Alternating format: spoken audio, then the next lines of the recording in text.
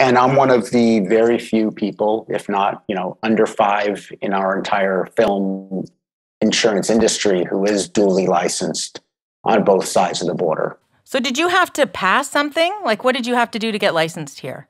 It's similar to the US, it's an insurance exam and you're granted a license. So not too different. Where did that go down? Was that happened in Vancouver? It did. Yep. There's an office in downtown where you go and you sit behind a computer in a little room and you take the exam, and then there's a few levels to it. So, every couple of years I have to continue the education and take a few other little exams and classes, but same thing in the US. So I have to maintain both licenses. Well, that's really good cross-pollination of information, though. I think being able to straddle both countries, right? It is, especially for the US clients or the Canadian clients who do decide to shoot in a country that's not their own.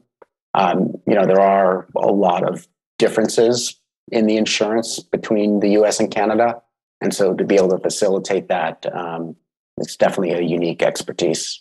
And how so? Like, give me a couple examples of how it might be different that people wouldn't really think about. Probably the two biggest ones are auto liability. So you go and film in Canada, well, specifically Vancouver or anywhere in BC, every vehicle, whether you own it or rent it, has ICBC insurance.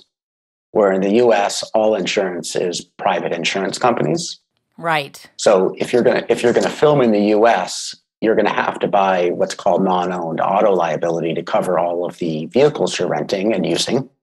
Where in Canada, or specifically BC, you cannot buy that because every vehicle that's plated has ICBC.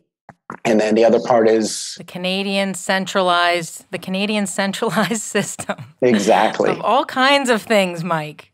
BC ferries, airlines, insurance. Well, that comes to the other part that's sort of unique, and that's workers' compensation, because it's all through WorkSafe BC, where in the US, it's, again, all privatized through independent insurance companies.